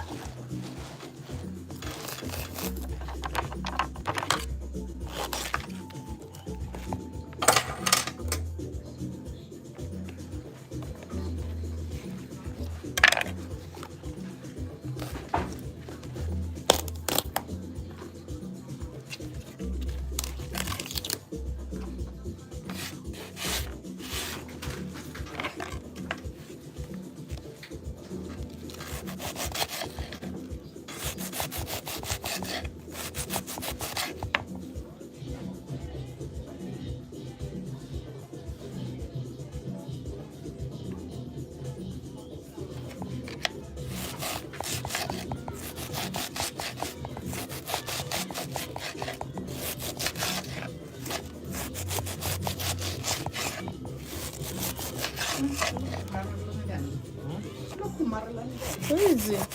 Motho o sana o shiftela nako o busy ntse coffee le nna.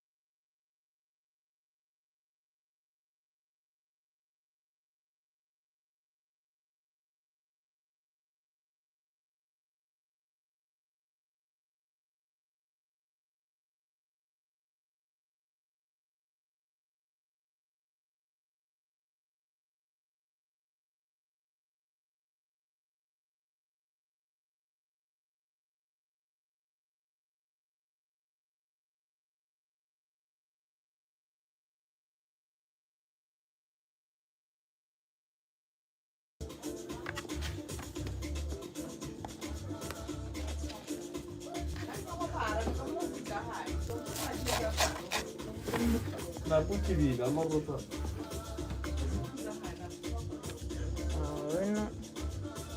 Shift. Tráeme la otra.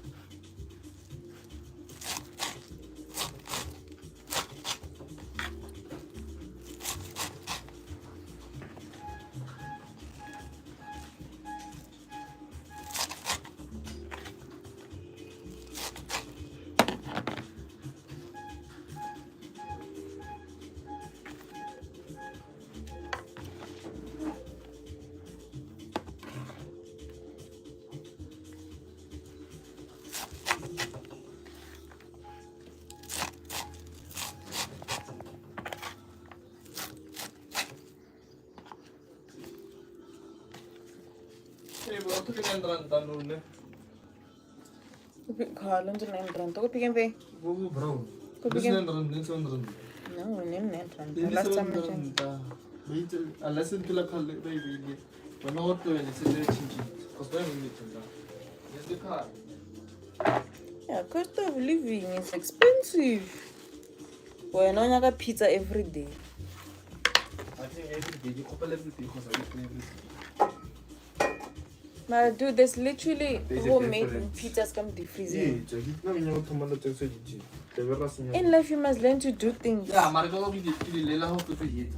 와토 오늘날 영어 좀 가서 읽죠. Oh, my restriction said, Dalan Nagi to the other regular fare. I don't know. It's young. No, go to Kansa Kamala, ka hope for the best. I kids. Wow. Utlwa. Ono go runya go bona ka nna pele de no tla tla wena after mo.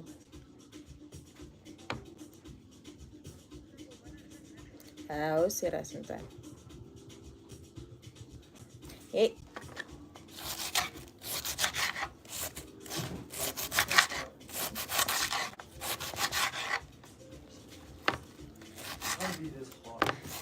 Ah, fa.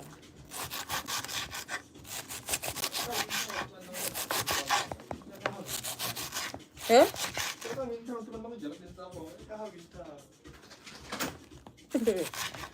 La chila.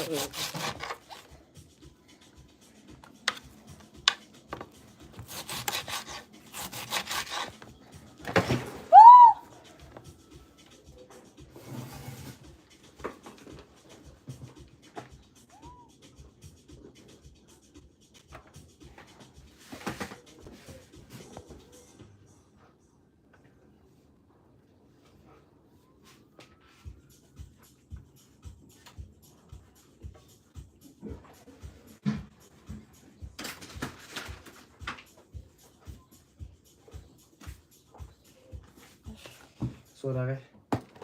Non raro film. 알아서 살고. 저를 날 때처럼. Hey, try. So no go tsanga de tirana. 맞다. Wow. 이 바바. You have to. Wow. So now go tlatsa ka boka e 200 rand. 아니 뱅파이디. Eh? 뱅파이디야. 정말 뱅파이디. Live there how yeta. 뱅파이디. My Black Friday are not different. The things are still the same. 나무자 바로 갤럭시 브로ker 그래서 아가 50% off 하면 갤럭시 주는 50% off. 마루쿠 이기 파이디 과니. 무슨 좋아하는데 깨르다 Kana konele ka ke nke ke 500 and something no ke baka. If you Ele pinky ele Bucks Bay. it is some to. I said bugs. I mean, yeah, na Galaxy Boy bro. You check it in some to. Na zanga wala lozo go. Ite nye I did call one time but poto tenge pink.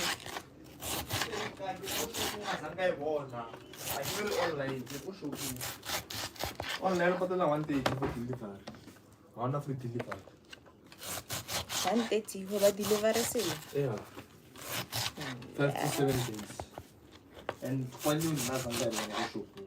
E pi bo ngi tse ntse ba di tsitseng. Asi ele tswana ke three. Ntela ka re na le ma chip nyana mo pele. Yeah, ba bitsa wash so Nna ka e design ele pink ele. 나가라 상가에 보면 수 저희들 다 하고 어떤 오픈데가 나 얼마 걸리냐 그러면 되게 알아래 그러래 쇼핑 원 갤럭시 뭐야 빰 온라인 Yeah. 쿨러 70% off already 신도야만 I wanna go look at the actual website, the one that everybody knows. Ite ente. 나고 쇼핑 Shapo ambassador into ambassador ya Galaxy Boy.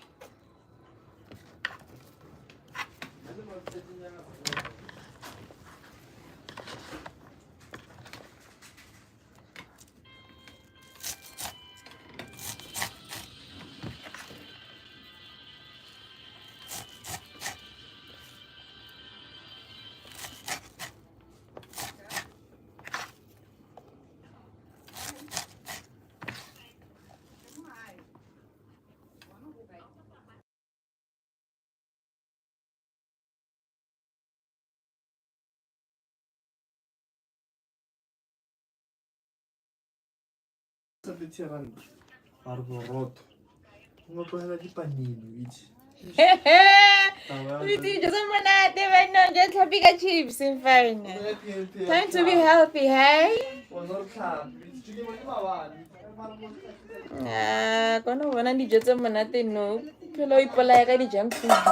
Dijo tse monate. O ba monate, o ba great.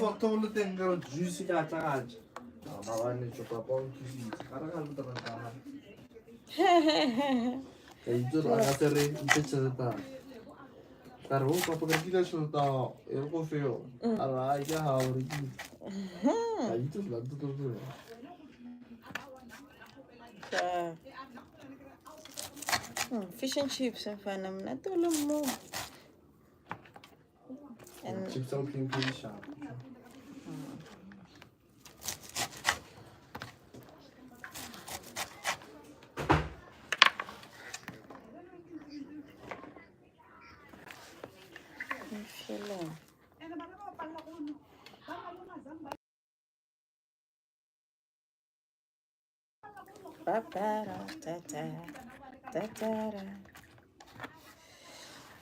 It's I like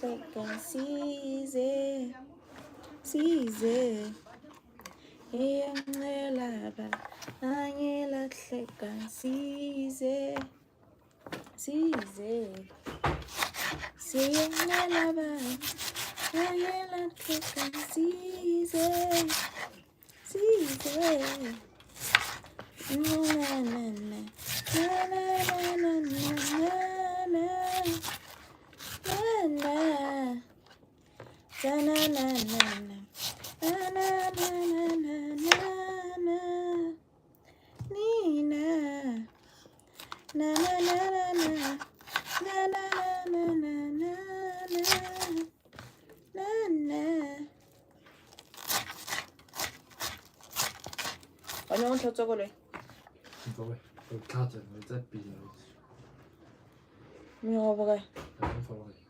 Okay.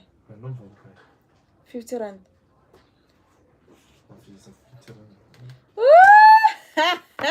Okay. What 50 rand? Okay. I pay the shila tata ya gole. If you focus on tsena ka mogare.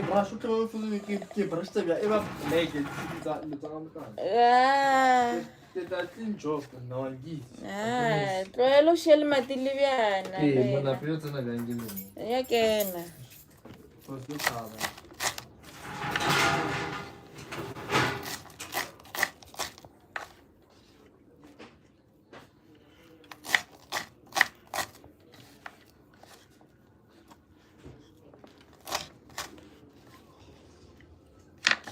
I'm on couch.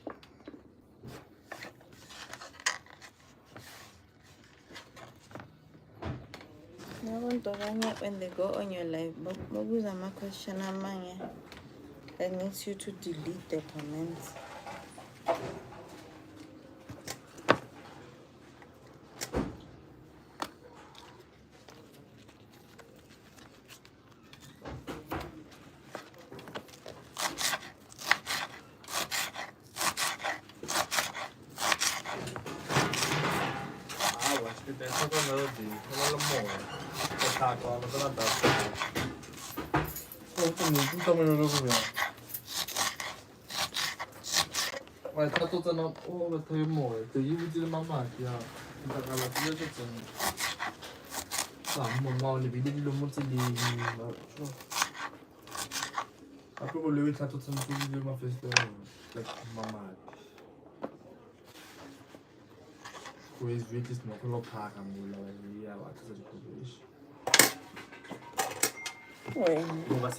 Hello, Balabala.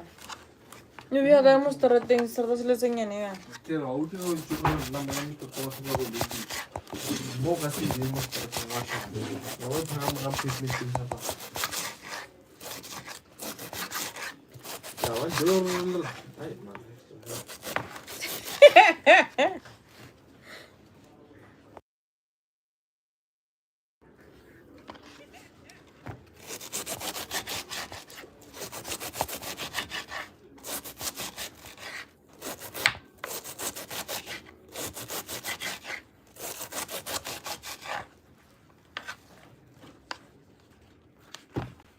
Ke mo khalapara ka mo. Ana motho jang na ho apara ska. Stop ka para ka mo rin yan. So no motho he apara na kamarinya. Taking her time. No sitting little ka mo.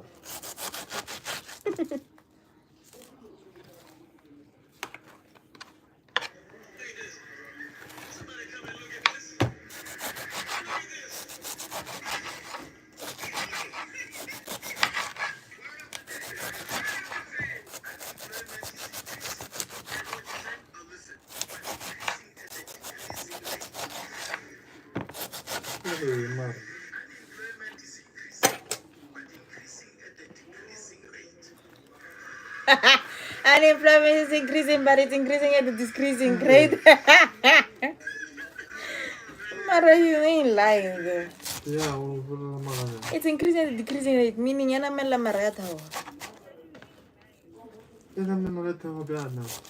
Ya to hamarana mela.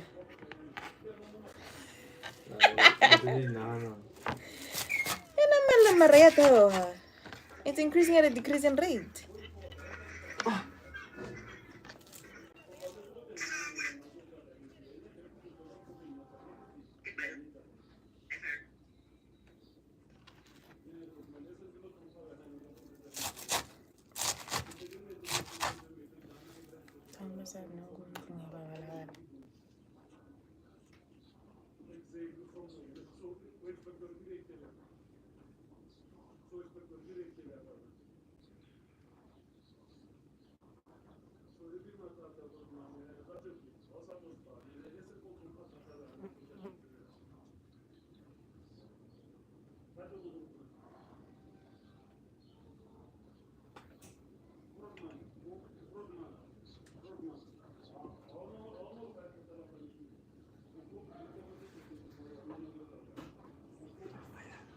You are fired.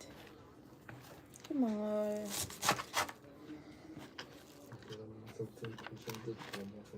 Huh? No, stop pushing it down. Easy out,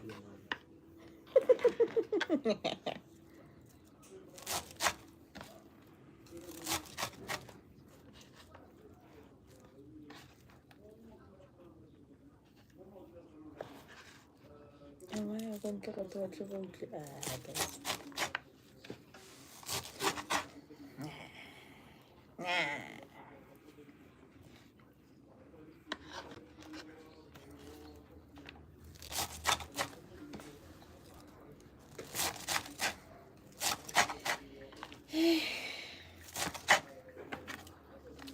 Life is a mystery. It's a mystery.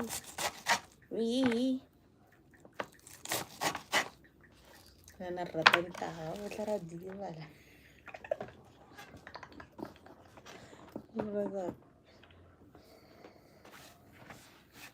10 days out, please.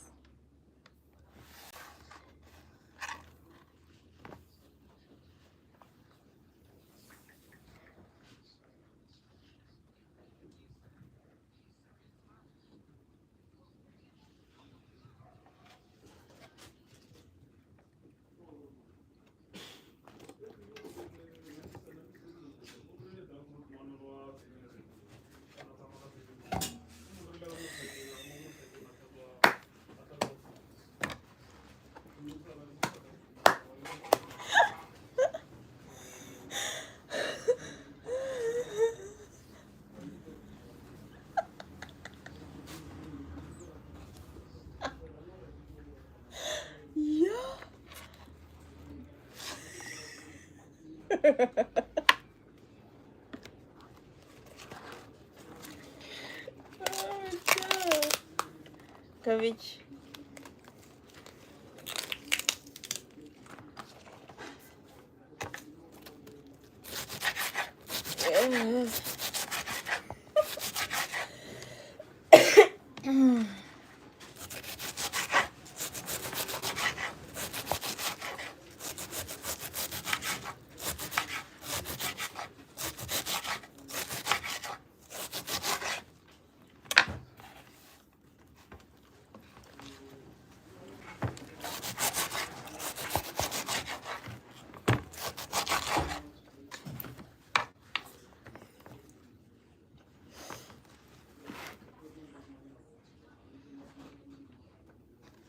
Unfortunately, I can't show you guys because you won't see. Akubonakali kujampiso.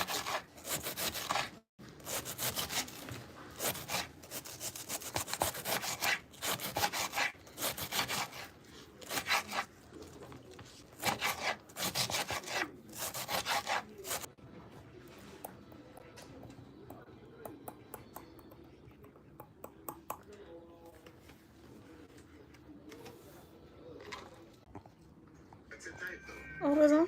야, 허리가 멀어. Não, rota. Oi.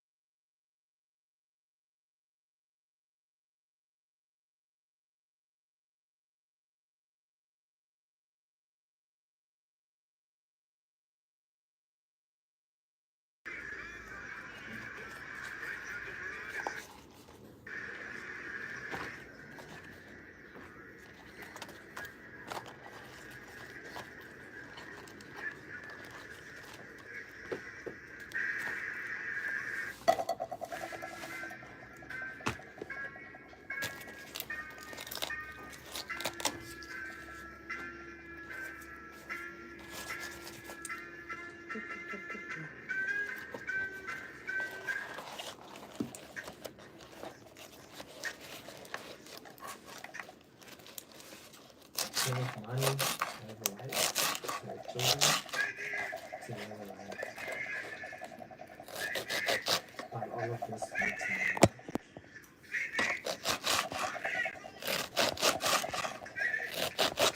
if other people pay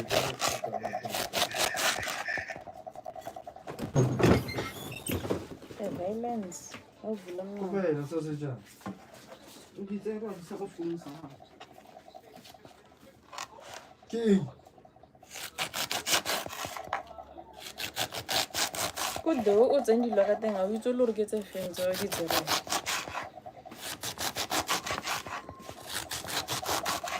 You don't know me, boy. You don't know. You don't How do you know. become an adult when one key feels like it's $20? Good. Hold on, Nathan. Problema. like go to 1,000 ke la capital ke nya go tse maphata ka ba go pembera That's true. se fetso re pemela jona o so pa Sometimes it's actually more. no You're not sure though. 1,000 wa ya ka me lo yi tso wa ya It feels more. e mmogo so itse re la lengwe e leng teng that's why then no one got 2,000 itse go ka se teng mo menteng e ba mo go ka se se le ka nang ke teng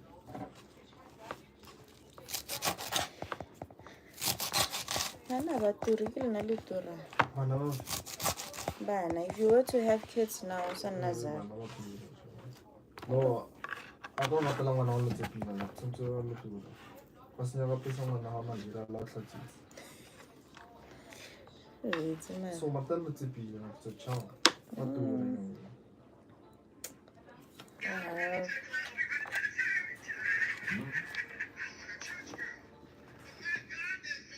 Sis. That's disgusting. pasta e la tse FMT jigs. I want a church though but there are more holes in this church and get past all the matter Mara, Satana breaking. The devil is luring himself into the churches these days.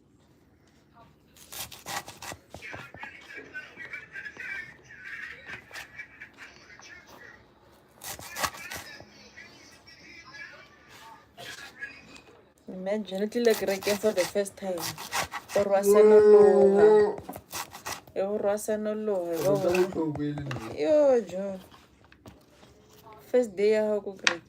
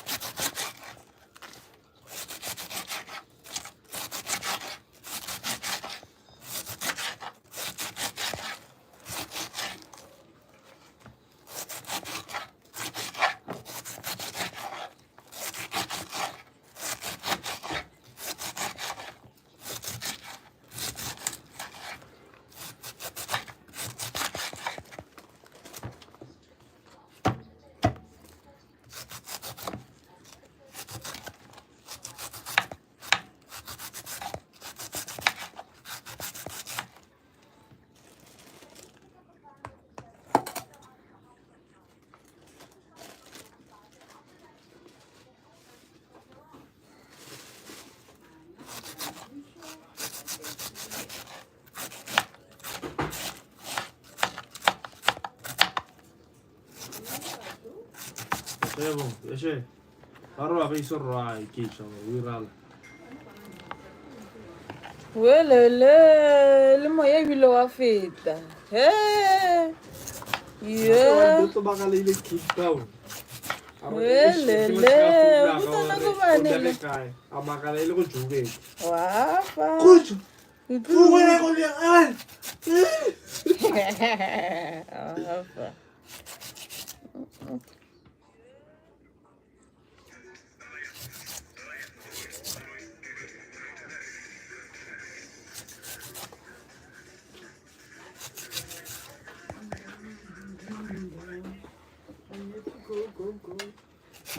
Go.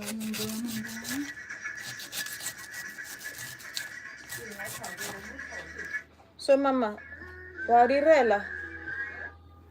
Wa rirela.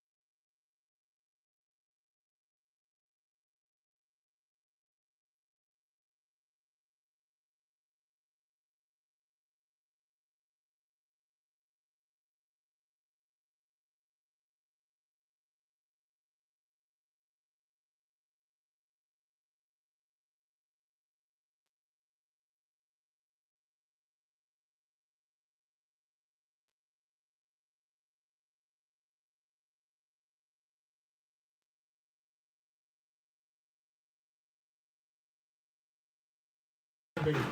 Bye.